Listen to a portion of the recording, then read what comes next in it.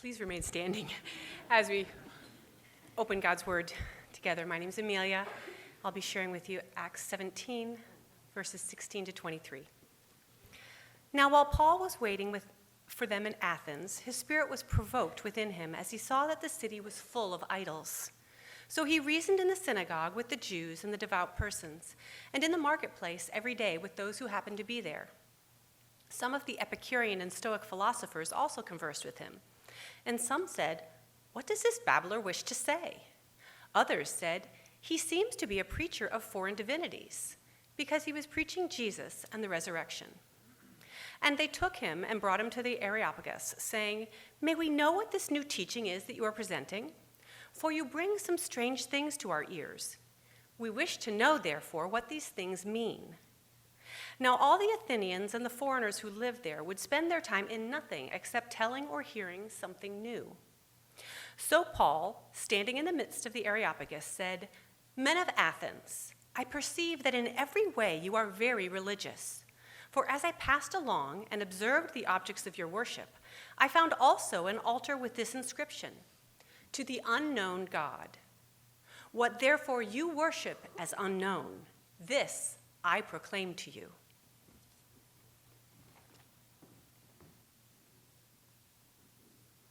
I don't know, I'm tempted to make you all stay standing for the sermon.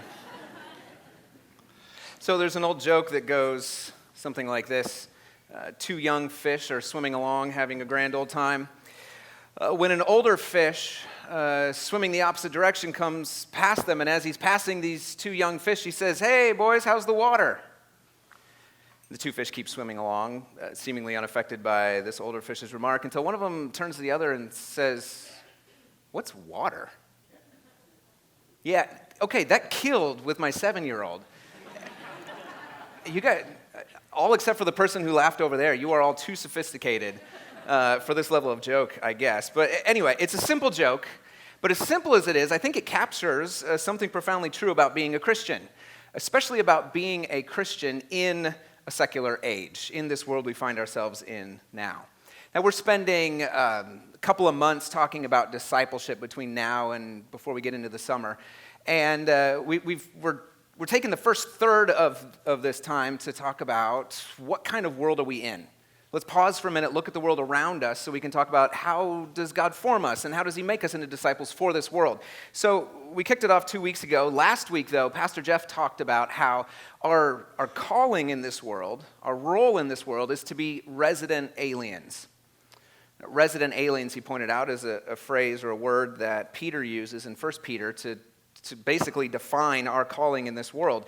We are temporarily full-time residents in this world, while permanently full-time citizens in the world that is to come. Now, Jeff pointed out that this phrase means we live neither as tourists nor as natives. We're not permanently rooted, but neither are we just passing through. And he said we need to live with one foot in this world and one foot in the world to come. I don't know about you, but that sounds insanely difficult to me. It seems like it would be much easier to just live with both feet in one world at a time. It's not our calling. It may be easier to follow the currents of culture and accommodate our Christianity to the latest thought, the latest belief, and live with both feet firmly in the world. And that would be easier. It's also easier to kind of find our own fish tank and get out of this pool, go find a place where we can be pure and keep our community alive, and just focus on being apart from the culture. Again, that would be easier, but it's not our calling. We're called to maintain a foot in both worlds, which can be difficult, even as it's difficult for us to recognize the water that we're all swimming in. So today, as we're in this first third of our discipleship series, looking at the world around us, we're just going to pause for a few minutes and say, okay, well, what are we swimming in? What kind of a world, what does it mean to be living in this secular age? Now, the bottom line of the sermon is fairly simple, and it's an application of what Pastor Jeff talked about last week.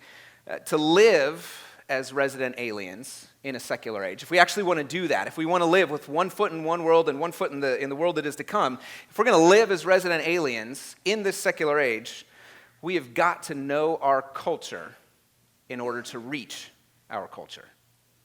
Now, of course, missionaries take this for granted, but it's difficult for us sometimes to remember we live in a world that's not our own as well. If we want to reach the culture, we've got to know the culture. So how do we do that? Well, thankfully, St. Paul gives us a bit of an example, a pattern or a method that we can follow as we turn to Acts 17. Paul in Acts, which is, that history of the early church, Paul in Acts makes a series of speeches to different groups, and looking at the differences among these speeches is instructive. We're going to just skim is the wrong word. We're going to take just a brief look at some of the differences. We can read Paul preaching to Jews, to Gentile worshipers of God, to peasant polytheists, to sophisticated pagans, to Christian elders, to a hostile Jewish mob, and to governing elites. And each of the times that Paul speaks in a different context, he presents the claims of Christ in a slightly different way. He modifies his approach and contextualizes it to address whatever culture he's addressing. He wants to address their sort of baseline cultural narratives. What do these people hope in? And show how that's only fulfilled in Christ. For instance, when he's with Bible-believing Jewish and Gentile worshipers, he quotes the Old Testament and he shows how Jesus is the fulfillment of the covenant promises. Excuse me. With peasant polytheists, he argues from general revelation and the greatness of creation to establish who God is. When he's talking with sophisticated philosophers, he doesn't quote the Bible at all. He quotes from their own authorities and then refers to historical events. When Paul is talking about sin with the Jewish people, he says, basically, you have the law and you've tried to follow it, but that's not good enough. You think you're good, but you can never be good enough to save yourself. And when he's talking with Gentiles, he says, you've got idols and you think you're free to worship, but you're really enslaved to these idols. Find freedom in Jesus. Now, each time Paul does this, he follows the same pattern, even though he modifies the content of his approach. He basically starts with truth about God. You think God is this, but he's actually like this. And then he follows it up with some truth about sin. You think this is what sin is, but it's actually this. You're trying to save yourself, but you can't. And then he talks about Jesus. Jesus is the king, or Jesus is the ruler, or Jesus is the judge, or Jesus is the Messiah who came to accomplish your salvation for you. Now, the quick overview of Paul's speeches in Acts is intended to illustrate for us that Paul was able to look at the culture he was talking to and know it well enough to reach it with the gospel. He took the time to get to know the culture well enough to reach the culture with the gospel. And what he did to do that is told to us explicitly in Acts 17. So if you haven't turned there yet, Acts 17, verse 23 is where we'll spend the majority of our time. It's on page 1101 if you want to follow along in that black Bible that's underneath the seat in front of you. There's one little phrase in Acts 17:23 that I want us to look at, but before we get there, we got to put it in context. Paul is in Athens, in Greece. He's waiting there for a couple of his co-workers to catch up with him. He had been run out of Berea, the city he was in before, and had to flee, so he left Timothy and Silas behind and said, you guys set up the church, I got to get out of here. And he goes to Acts and he waits, and while he's waiting, he doesn't take a vacation. He's wandering around the city, and what he sees moves him to action. Verse 17 tells us, 16 and 17, now while Paul was waiting for them at Athens, his spirit was provoked within him as he saw that the city was full of idols. So he reasoned in the synagogue with the Jews and the devout persons and the marketplace every day with those who happened to be there. Now, Athens was a center of trade, of course, being right on the sea. And because it was a center of trade, it also became a center for the exchange of ideas. It was a very pluralistic society, one in which many different religions and ethnic groups all had to coexist within the same physical space with one another. So it was a city known for its free exchange of ideas and thought, a place where anyone with a perspective could show up and share that perspective and gain a hearing. Now, there was enough of a Jewish community there that there was a synagogue. So according to Paul's regular practice, he went into synagogue, he argued from the Old Testament, Jesus is the fulfillment of the covenants, come to Christ. But he didn't just limit himself to what maybe would have been the easier, already religious converts. He went out into the marketplace. Now, the marketplace is not just where you buy food, it's also where government officials would give speeches and conduct business. It's where the military and the police force would come to get their orders for the day. It's where artisans and craftspeople would set up their workshops so that they could sell things right there. And it's where philosophers and teachers would set up a stall and begin open-air teaching and lecturing. So Paul goes into the marketplace. And he made enough of an impact in this exchange of ideas that the Epicureans and the Stoics, who were arch rivals with one another, both collectively invited him to come and address the Areopagus, or the Areopagite, or whatever it's called. Verse 19, they took and brought him to the Areopagus. Now that is referring to a hill. It's called the Hill of Ares, is what it means. We sometimes call it Mars Hill because Ares is the Greek god of war and Mars is the Roman god of war. So that's where the name Mars Hill comes from. But it's not so much the location that's the point here. It's the fact that there's a council that meets there, and that council is given responsibility for overseeing education in the city. Part of what that meant is that they had to give the thumbs up to any visiting lecturer or any visiting teacher who wanted to set up a stall and begin teaching. So Paul's invited. It's like, what you're saying is interesting. Let's go get you certified, essentially. And so they invite him to come and address the Areopagite, the council at Mars Hill. Now let's take a look at the opening lines from Paul's address to the council, verses 22 and 23. So Paul, standing in the midst of the Areopagus, said, "Men of Athens, I perceive that in every way you are very religious. For as I passed along and observed the objects of your worship, I found also an altar with this inscription, 'To the unknown God.' What therefore you worship as unknown, this I proclaim to you." Now we could spend a lot of time just digging into all the stuff that's in those two verses. There's a ton there. But I want to limit our thinking this morning to just one short phrase in verse 23, where Paul says that he observed the objects of worship. As I was going through the city and observed the objects of worship, and then he moves into explaining who Jesus is. Other translations put a little more punch into the idea of observed. They translate it looked closely or observed carefully. It has the idea of continual and careful study, of wanting to really understand something. It's not like American tourists today taking selfies with whatever idols we come across. Like he was interested, what does this mean? What is this teaching about what the culture believes, what it worships, what it celebrates, who its heroes are, and all of that. The text tells us that Paul, walking through the city, saw all these idols and was bothered by it. So he took the time to understand the religious climate, the religious temperament of the city, so that then when he went in to present the gospel in a way that made sense, he could refer to their own cultural movements and their cultural loves and desires. See, Paul is embodying the idea we're looking at this morning, that if we're going to live as resident aliens in our culture, if he was going to live as a resident alien, at least for a time, in a city that was not his own, you got to know the culture to reach the culture. You've got to know the culture if you want to reach the culture. And knowing our culture means knowing what we worship. What do we worship? What do we love? What do we chase after? Who are our heroes? What are the stories that shape us? Who are the villains? And what does it mean to be a villain in this world? What's the purpose of human life? What is it aiming at? What is it running towards? What do we love? If we're going to be what we're called to be, resident aliens in a secular culture, we got to learn how to do what Paul did. Know the culture well enough to reach the culture. And it's getting a little bit harder than it used to be. Jamie Smith is a philosopher and professor up at Calvin College in Grand Rapids, and he makes a provocative claim in a recent book called How Not to Be Secular. He says we often come to our neighbors, quote, with what we thought were all the answers to the unanswered questions that these secular people had. But it doesn't take long for us to realize that the questions weren't just unanswered, they were unasked.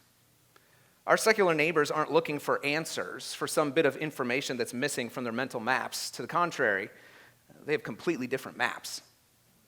We thought we were moving into a world just like ours, only minus God. It turns out we've moved into a completely different world. Now, how exactly we got to this brave new world and where we are right now is a different story, and it's one that would take many, many books, and there are many, many books about how we got here. You can look them up and read them, but I don't have time to tell the whole story or even part of the story, so that's not my goal. This morning, we're just going to take a few minutes to do what Paul did. Carefully observe the water we're swimming in. Take a look around and get a sense of the world that God has called us to today. So, to do that, we're going to depart from the text for a few moments. Buckle up. We're going to pretend to be anthropologists for a little bit, sociologists, cultural ethnographers, if you will, as we try to map the heart of a secular age. And I want to begin by asking ourselves what we mean when we say secular. I know I've used the word a number of times already this morning, and we've used it a lot around here over the last year or two as we've clarified our calling to equip followers of Christ to be informed and winsome ambassadors in a secular world or in a secular age. And you all know me well enough by now to know that I love definitions. I just love knowing that we're all talking about what I think we're talking about, so I tend to define things. Secular. What does it mean? The definition has changed. 500 years ago, more than 500 years ago, secular meant the opposite of sacred. So you had secular objects, like a pitchfork, and sacred objects, like a Bible. You had secular professions, like farmer, and sacred professions, like a priest or a monk. Secular meant temporal, mundane, this world-oriented. Sacred meant transcendent, eternal, immaterial. And these two ideas were not seen as being in conflict so much as being interwoven together. They were, I'm not sure what the word is for it, but they're basically planes that overlapped one another. And the sacred, the transcendent plane could break down into the mundane and the earthly on a regular basis, and it did. There were places, people, things that imbued the sacred. As an illustration of this, the author Andrew Root writes about driving into St. Paul and seeing the great St. Paul Cathedral. He says when we're driving in, we don't say to our kids, "Look, kids, see that building? That is a place where the eternal plane of existence breaks into our temporal reality. Go in there and you step out of this world into God's world. Evil can't reach you there when you're in there because the very essence of that place is different from the apartment buildings below it or from here in our car." And we kind of chuckle when we hear that, but we should remember that's the way the majority of human history understood the sacred and the secular. Just because we think differently now doesn't necessarily mean we're right. It's different. Root goes on to say, when we drive into the city and see the building, we say, "Look, kids, look at that beautiful building. Lots of famous people have gotten married there." In other words, for us, sacred means just as much meaning as I'm willing to give it. Things are not sacred. People are not sacred. I'm the one who decides what is sacred. So the church is no longer the house of God where the transcendent breaks into the earthly. It's the shelter for his church where his people gather. We're all a little bit secular now. Now, the definition has changed. We think about sacred and secular a little bit differently now, thanks to everybody's favorite boogeyman, the Enlightenment. Around the 18th century or so, we all started thinking a little bit differently. That's good. But secular came to mean a non-religious space or an a-religious space. And so we started to conceive less of sacred and secular as planes that overlapped one another and through which the transcendent could break into the earthly. And we start to see them as territories that are at war with one another, competing for allegiance within people, within governments, within places. And so sacred and secular came to mean sort of a divide between things that are religious and things that aren't, which is a false divide because everything's religious, but this isn't the sermon to get into that. But this is what gave rise to ideas like the secular public square, the secular school system. We could conceive of a world in which governments, for instance, weren't built upon any one particular faith tradition. Now, we did that in part because the faith traditions kept shooting at each other, and that wasn't good overall for the peasants. And so we kind of stopped and started making universal rationality our one thing that we could all agree on. So religion was sort of pushed out of the public square, and it needs to be completely secular. Now, of course, the way we're using secular isn't either of those definitions. It's a development of both of them.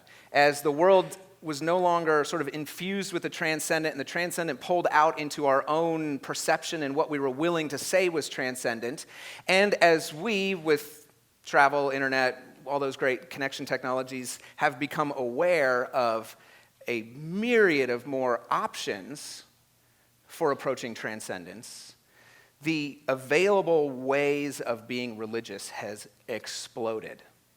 That's what we mean by secular. When we say we live in a secular world or a secular age or a secular culture, we mean that we live in a world in which the options for belief are almost without number. Which means because everything is kind of got an equal playing field, every belief is contested.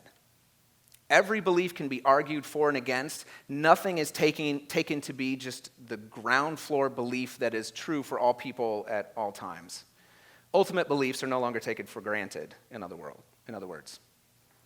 So we live in a world in which it's plausible to convert to or deconvert from any particular religion we choose. Now, I know some of what I'm saying seems kind of obvious. You're like, yeah, but it's obvious in the sense of water is obvious to a fish. This is not the way the world has always been. It used to be 500, 600, 700 years ago, if you were a heretic, that was not an individual choice. That put the community at danger from the transcendent breaking in and punishing the whole group. You didn't get to just choose. Now, there were a few elites who could, but by and large, the majority of the population just believed the same things by default. And we do too. We just have different default assumptions about what to believe and even what is believable. And in this world we live in today, our default assumptions, kind of the background beliefs that shape our worldviews, make belief in God much less plausible than it used to be. And for those of us even gathered here today who say, I do believe in God, and I do believe in the transcendent, and I do believe that Christ broke from the transcendent into the mundane, we can still conceive of ourselves within a world in which we believe differently. That's what it means to be secular. Everything is up for debate.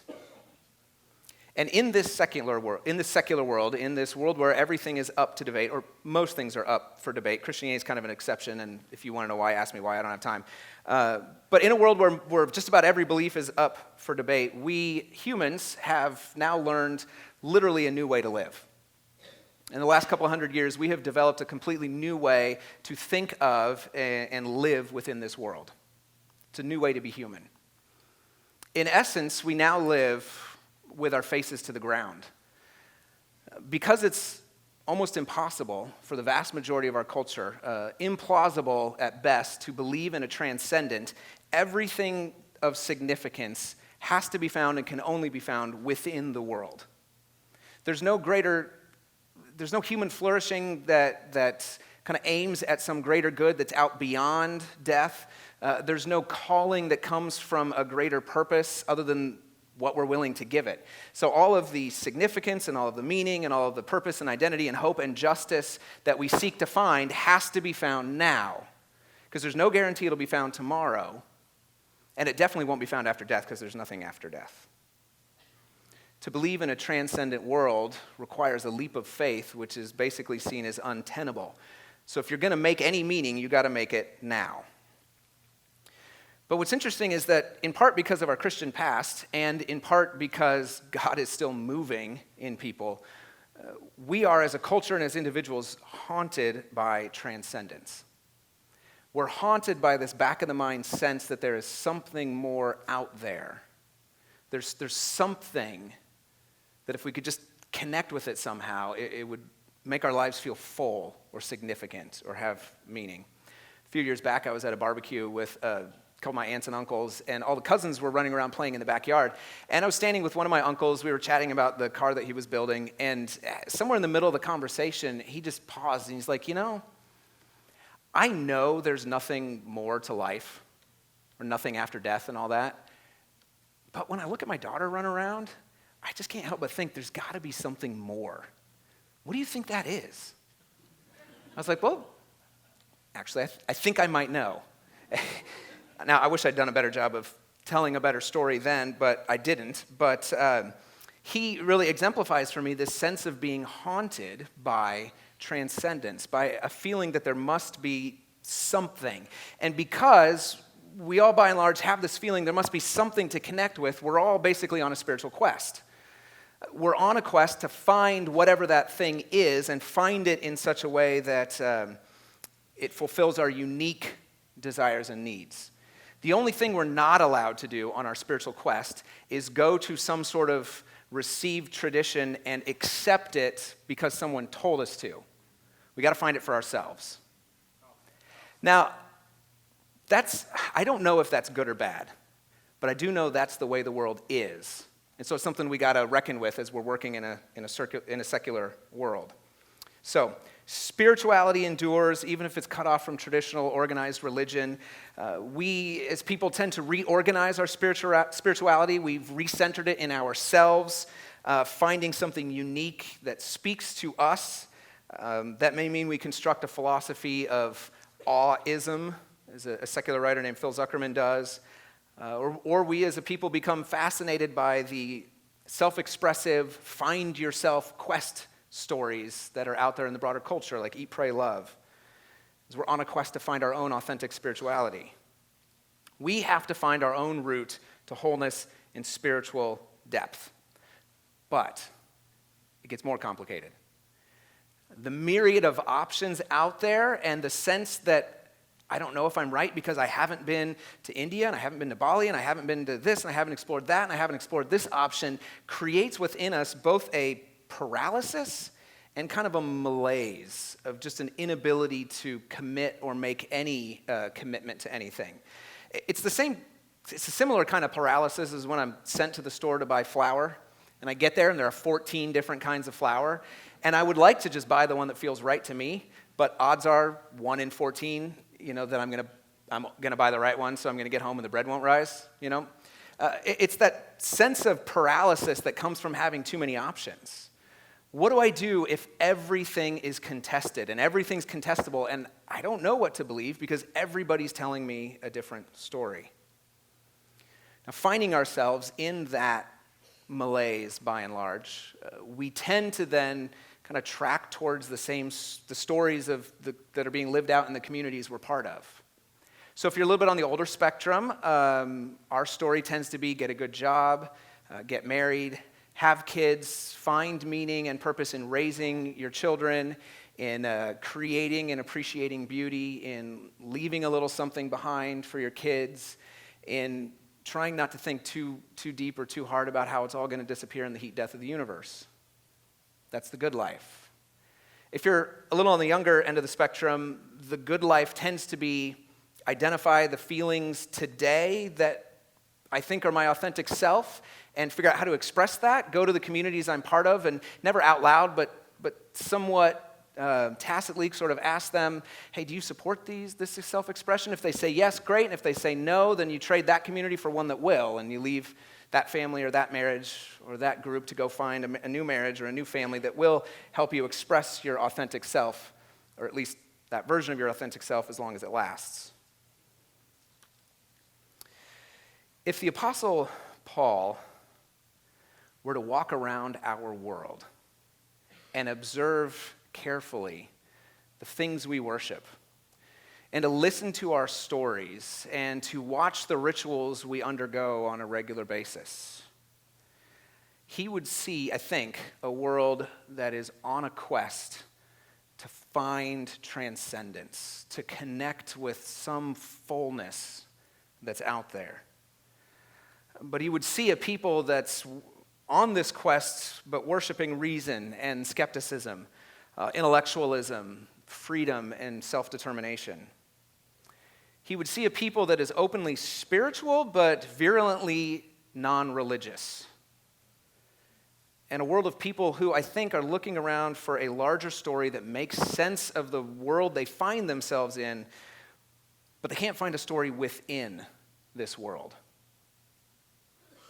So what would Paul say to the men of Indianapolis, to the women of Indianapolis? What would he say to us and to our neighbors the people we work with, the people we go to school with, the people we worship with.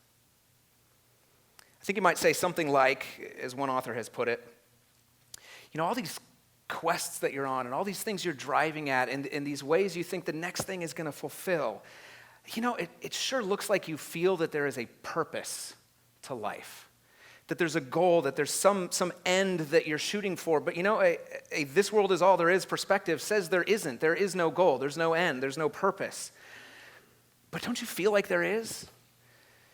Don't you ever get a sense of, or have those moments of foreboding or on the cusp elation where you just can't shake the sense that there must be something more? And it always seems to happen around birth, rites of passage, the death of loved ones. And then I think Paul would tell a story. I think Paul would tell the story of a God who, in love, created the world and everything that's in it. A God whose heart was broken by the rejection of his love from his creation. He'd tell the story of a people who were created to flourish in obedience to this God, how obedience to him actually brought them freedom, but they thought they could find more freedom on their own, so they rebelled. And he'd tell the story of a God who, even in the midst of that rebellion, continually and lovingly reached out to his creation, talked to them, sent messengers to them, chased after them like a father chases after a rebellious son. He'd talk about how these people had gone out looking for freedom and only found themselves enslaved to their own desires and unable to break the cycle of addiction that keeps them going back to the same things over and over and over again, thinking, if I get a little bit more this time, maybe it'll finally feel right. I think he'd talk about a God whose heart was broken by the self-destruction of his people, broken so much that God self-destructed himself on behalf of his people. He'd talk about a God who in Jesus chose exile and execution so that we would not be exiled and executed, so that his people could find the freedom that God had designed for them in a relationship with him. He'd talk about a God who entered into this world, who put himself in our bondage, took the shackles ourselves, and then through his resurrection broke them forever so we would never need to worry about purpose or meaning or life or freedom being taken away from us, because we'll always have it in God. I think Paul would tell a story about a God who, in all of these moments of haunting, would say, don't you hear the voice of God saying, yes, there is something more. You were not meant to find yourself within yourself. You were meant to find yourself in me. That's what I created you for. And then I think Paul would pause. And you say, I realize that is really hard to believe. But doesn't that story make way more sense of the life you're living than the stories you keep telling yourself? You keep telling yourself that you're just a complex of chemicals without souls, that love itself is a chemical reaction that's designed to propagate our genes, that when loved ones die, they cease to exist and there's no right or wrong outside of what our minds say is right or wrong or what we feel like that day. It's like, but that violates the deepest intuitions of your heart in terms of people and love and justice and morality. I know you think the universe is just a cold, dark place and science is a way to figure out how the clock works, at least before it runs down. But your view of the world contradicts everything your heart tells you about the life you're living. And Paul would say that freedom you're looking for, you can find it. You can find that life. You can find freedom through slavery to Christ. I know it seems counterintuitive, but you will find freedom only when you submit yourself to him, because right now you're just a slave to yourself, and you are not a good slave master. He'd say, turn away from this life you've tried to make for yourself that's leaving you empty, and come find Jesus. I think Paul would tell a story like that. And yeah, he'll be mocked, just like he was in Athens. But some people will want to hear a little bit more, and some will even believe. That's our calling. Our calling as resident aliens in a secular world is to know our culture well enough to reach our culture with a gospel that appeals to the deepest heart longings of that culture. Now, as a person of faith, committed to reaching this world and reaching especially the next generation with the claims of Jesus, I am afraid that most of the time we get to know the world in order to judge the world. I think we get to know the world, or only get to know it to the extent that we can point out where it's wrong and where it needs to fix itself so that God will love it more. I don't think that's what Paul is doing in Acts 17. There's very little judgment or condemnation in this speech he gives. He starts with what they love and builds on it from there to present Jesus. Paul didn't come to Athens and immediately judge them for not being Jerusalem. He didn't get up and say, "Men of Athens, I can see in every way that you do not have the law of Moses, which you should have had, though I don't know how you would have had it, but you should be obeying it." It's pointless. That's not the world that he found himself in. But I'm afraid sometimes, this is just my opinion, so feel free to disagree with me, but I am afraid sometimes we evangelicals are more interested in judging, we're more interested in bringing America back to some point in its past than we are in calling Americans to Jesus today and tomorrow. We look around the world and we decry the biblical illiteracy we see, the moral bankruptcy, the lack of interest in Christianity, and we pass judgment on the world.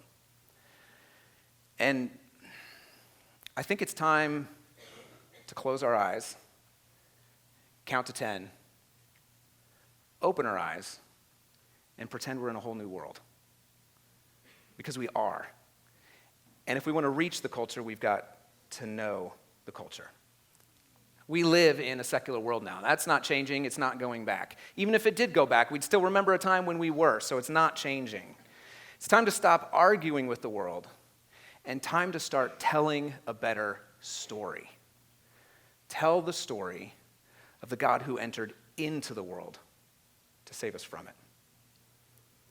Father, you have entered this world. The transcendent has broken into the mundane. We know where it has and when it has because we have seen the cross of Christ. And we haven't seen it with our eyes, but our faith in you, our belief in you is not built on the arguments and the reasons people give us. Our faith in you is built on our experience of you. We know you like we know a friend or a spouse or another person. For all the difficulty Christianity has in explaining everything about our life experience, and there are things that are so difficult to answer. For all that difficulty, Lord, we know it answers so many more questions. Father, I pray that you would help us to be a people of faith, a people at faith, who live in this secular world with the glory and the appeal and the offense of the gospel on full display. We pray this in Jesus' name.